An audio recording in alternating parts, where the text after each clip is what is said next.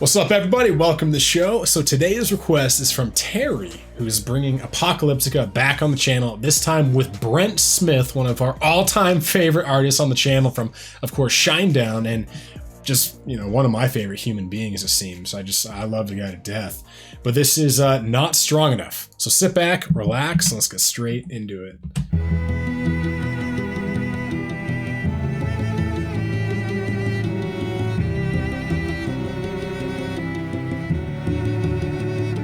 I'm not strong enough to stay away. Can't run from you. I can't believe this is all just cellos, eh? Just run back to you. Like a moth, I'm drawn into your flame. Yeah, so much attitude, eh? But it's not the same.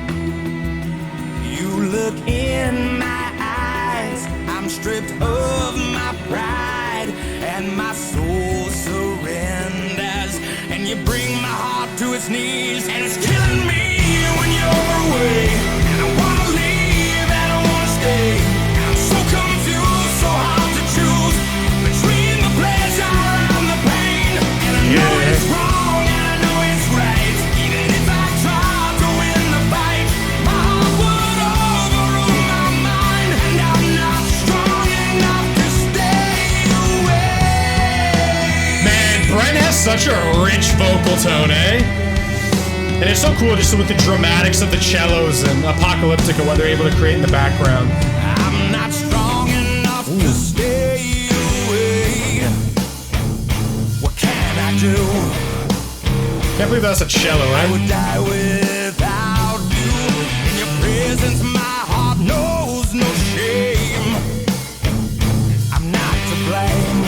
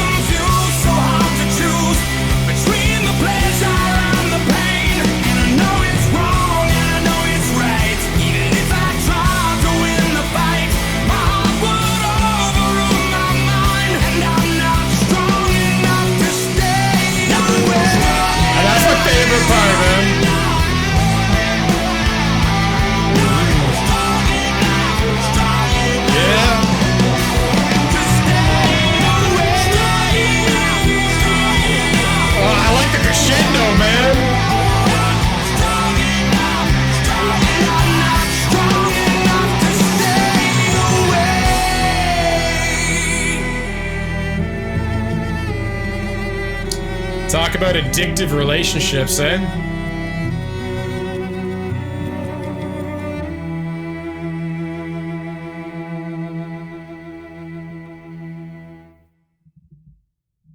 All right, so that was Apocalyptica, not strong enough. So for me personally, this one hit the spot more than Adam Gantier's one. I forget what that one was. Both songs are great. I think first of all, I like the melody a bit more in this one. I felt it. The vocals were a bit more dynamic. They went a bit more to different places. But yeah, generally speaking, I don't like to focus on what I don't like about things. I like to more focus on what I do. So just quite simply, this one just did it for me. This one just worked on every level. Plus, you know, I think it helps that like Brent is definitely one of my favorite artists. Again, just I love his voice. I love his baritone. I love the richness to his voice. Also, I like how he has range. You know what I mean? Like he doesn't use falsetto very much. Like he doesn't Hmm. I'd actually like to like on paper or see something that shows off his range more. Because now that I think about it, I think he sticks within a pretty simple range, but he's able to do. I think the thing with Brent is that maybe his range itself is not massive. The characters and the way he can style his voice is pretty dynamic. He has these different kind of, like, there's sometimes I'll listen to Brent Smith, especially in some of the newer material, where I'm like, wow, that doesn't sound the same as it did back then. Because this is like, I think, Sound of Madness era, right? This is probably 2007 was Sound of Madness, if I'm correct, right? Yeah, I think 2007, 2008. So I find I love his vocals in this era. Then again, we also did Simple Man, which was on their first record, I think in 2005. No, I think it was before that. I think it was 2003. So, like, yeah, in general, actually, this is one thing, I'll be honest about, is I tend to enjoy his vocal performances in this era of Shinedown slightly more than modern era Shinedown. I haven't quite been able to put my finger on what it is. Maybe it's me and Laura, like, we've talked about this, about like pain, and possibly he was just in more pain back then. And because there was more pain, there was more passion. Because in some sense, it's like the level of passion you can access is, in some sense, directly tied to how much pain you've witnessed, right? And as you kind of, in some sense, as you heal, that almost cry for help. Like, in some sense, my favorite notes of a lot of rock and metal songs are like, they're almost sonic cries for help. They're almost sonic like moments of catharsis. You can feel it. There's this intensity. There's this just intense passion, right? And I find he tended to belt these emotional notes more on the first 3 records, because I'm obviously, what we've done on the channel is more the first 3 records. And then even like How Did You Love, that had a pretty amazing vocal performance too. Actually, so you know what? I think you could still do it without the pain, because How Did You Love was not a dark song at all. That was the cool thing about How Did You Love is that song was very much there was still a target to it. There's still an intensity, but it was more like how did you love? Like when you get to the end of your life, what can you tell yourself? How did you love? Like there's still a level of emotional intensity, but it was in a very different way. It was rather than you've hurt me, I'm in so much pain. It was like passionately loving life. It was passionately a passionate display of love. So I think, yeah, you can still do it for sure. You can still get to that passionate place, but it's just, I think, there's less avenues to get there when you're not in so much pain like Brent was with this material, which I think for that reason, this era of Shinedown will likely... I haven't explored everything, actually. I can't say it'll likely be my favorite.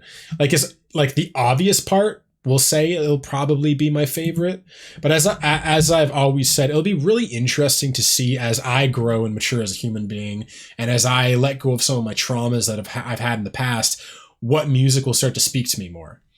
It'll be interesting to see if I still am drawn to those songs of great pain, or if, songs of happiness and songs of joy will connect with me more. Because, I know I'm still in a place of shadows. Like, even to this day, like, right now in my life, I'm still in a process of evolution. And when you're going through a process of evolution, you're surrounded by shadows. Like, you're evolving through shadow. That's the whole point, right? Or even, like, to my metal fans, like, As Lay Dying, Shaped by Fire, right? It's like, the pressure creates the diamond. Right? You're shaped by fire, like a sword forged in flame, right? This little Game of Thrones, Lord of the Rings kind of thing. So it's like, I'm still at a point in my life where I'm undergoing intense evolution, and very quickly. It's like every few months I notice like, wow, I've come a long way even from a few months ago. And so it'll be interesting when this period of my life is over. First of all, what I'm like. That, like, I've been even thinking about that lately. Just like evolution, and like, man, what the hell will I be like in like 3 to 5 years?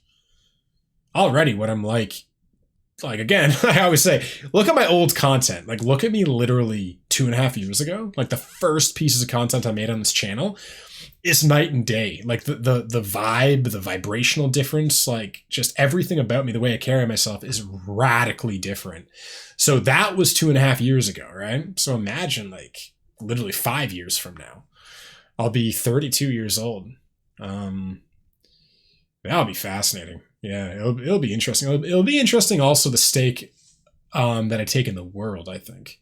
And like my podcast, like it'll be interesting to see what stakes I'm at. Because right now I play things, I'm getting more, I'm raising the stakes in my life more, but it's still not like in a radical way. Like it's still kind of within my comfort. It's at the edge of my comfort zone. And I'm wanting to get into that like zone. A lot of people, psychologists will call it the stretch zone, and it's the place in your life, or it's the stage, or it's not even a stage. It's actually a way of being. It's what you choose to allow into your life, what you choose to step into. But it's the place in which it's outside of your comfort zone, but not yet in panic zone. Like panic zone is, it's just panic. You don't know how you're going to survive. Stretch is like, it's challenging, but there's a part of you that knows you can deal with it. Like I want to start to live just on the other edge of the comfort zone in the stretch zone, or at least just on the other edge of the stretch zone on the edge of the comfort zone. Like I want to start to straddle that line more and do, again, more challenging things. And yeah, push myself. Even traveling. Like I'm excited to start traveling again. And I think that would be a big thing, is finding myself in the world without a lifeline. And because again, like I traveled the world back in 2018, right?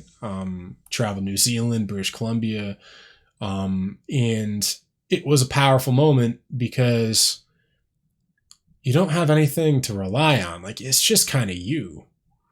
And you just kind of, you learn, you kind of develop this mindset of like, oh, I'm going to survive this. Like, there was times where it was like, I don't even know, 8 p.m. And I had to get to this hostel, and I was hitchhiking, and I had to get to a hostel that was like 2 or 3 hours away. And I was literally like on a curb, like, needing to hitchhike. And there's a couple times like that, where it was pretty wild. And it's exciting. Like I was by myself. It'd be different if I had a partner or a friend, you know what I mean? To like share that, like, you can almost egg each other on and be like, yeah, we're going to get through this. But like when it's just you, and I was like, yeah, I was a lot younger. It was challenging. It was scary at times. There were times where I thought I was going to die, like totally. Like someone picked me up, and like they're like, some people are fucking weird when they pick you up, and I was like, this guy totally could just like have a knife or something, you know what I mean? And like I a lot of the time I would test them. I don't even know what my tests would be, but I would test people. Like I'd know the way to get somewhere, right?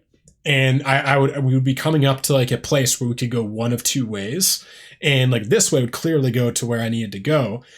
This way wouldn't, and I would kind of like act dumb. I'd be like, yeah, like we have to, it's left to where we have to go, right?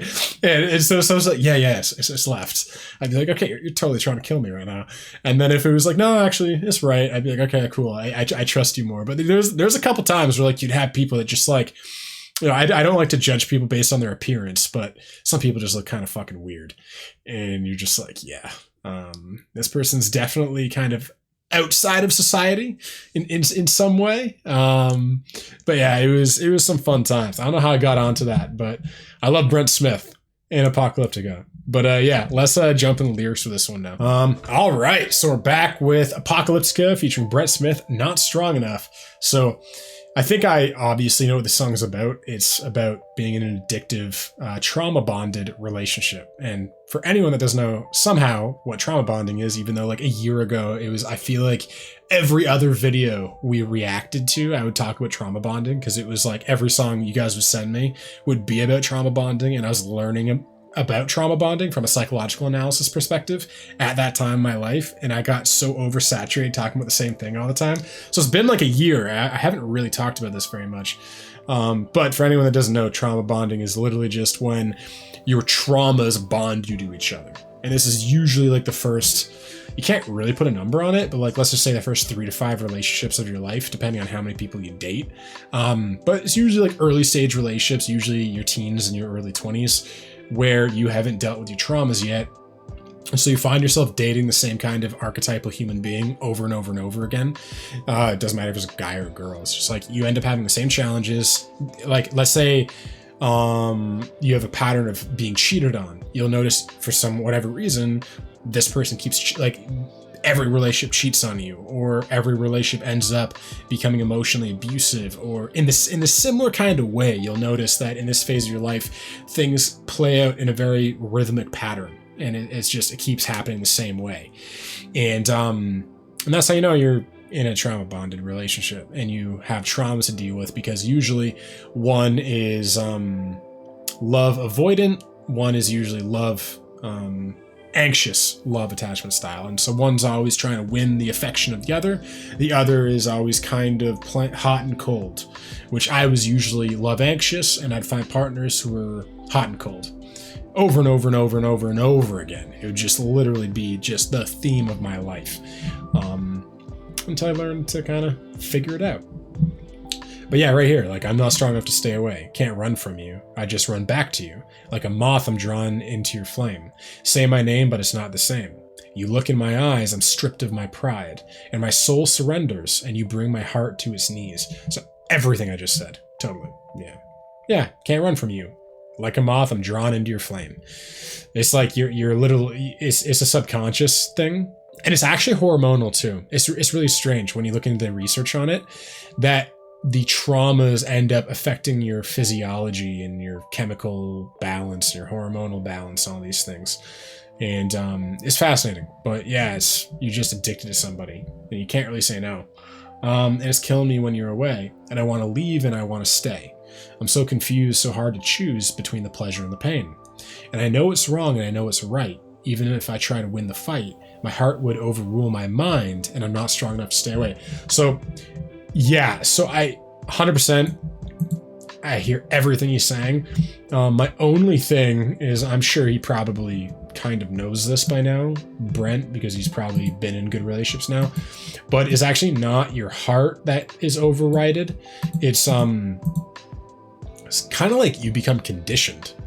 And also usually a lot of this is born in childhood, where usually you have like not always, but a lot of the time you have a difficult relationship with one parent, potentially both, but it can go all the way from abuse to simple, my dad was never really around. And so I keep attracting men into my life that are kind of a bit neglectful. They don't mean to be, but they're just never really around. And you end up finding yourself playing out similar roles that you had with key parents in your life, right? But yeah, you'll just notice, like, sometimes it's abusive. It's like, my dad beat me, and I find partners who are abusive, physically or emotionally, in very similar ways, and have very similar temperaments to one of my parents that I had a tough relationship with. To just, someone's just not around, really. And that also becomes a pattern, because that's what you perceive love is, because we get our sense of love from how our parents raise us a lot of the time. And then if our parents raise us really well, a lot of the time we can be broken by society or relationships. It's tough. It's tough to actually have like really extremely effective parents. You can have loving parents, doesn't mean they're always effective, because even sometimes the parents that are very loving fail to teach you something you're kind of supposed to learn. And not supposed to, like, you need to, but that helps you in the world. Because there's a lot of people that have very loving parents that get really broken by partners in high school and university times. Again, kind of early teens, late teens, that kind of thing. So everyone's different, but usually something causes this relationship. I'm not strong enough to stay away. What can I do? I would die without you. In your presence, my heart knows no shame. I'm not to blame because you bring my heart to its knees. There's nothing I can do. My heart is chained to you. And I can't get free. Look what this love did to me. Yeah, it's interesting. We do blame love in that moment. We fail to see that, yeah, it's kind of us. It's us and them. And we will always attract a certain kind of person because they're our fit, right? They're our lock and key, right? It's just we always find people who are right for us, who are, in some sense, depending on what circles you're in, but like in a lot of my circles, we see this as life presents you with what you need to heal over and over and over again, and it presents you these opportunities to heal, but usually what it takes to heal can be so painful that what is presented to us as a way for us to finally break the cycle breaks us even more. Because we're unable to see of what pattern is playing out in our life, and we just get continually broken until we finally see what's going on, and then we have so much baggage and pain from the past that it just takes a lot of time and a lot of work to actually work through these things, you know? But anyway, this was Apocalyptica, Not Strong Enough, featuring Brent Smith. I absolutely love this song. What were your thoughts? What are your favorite Shinedown songs? And what are your favorite Apocalyptica songs? Let me know down below. And we've done a couple Apocalyptica songs, and we've done a lot of Shinedown. So if you want to go on the Shinedown journey with me, click right here, and I'll see you in the next one.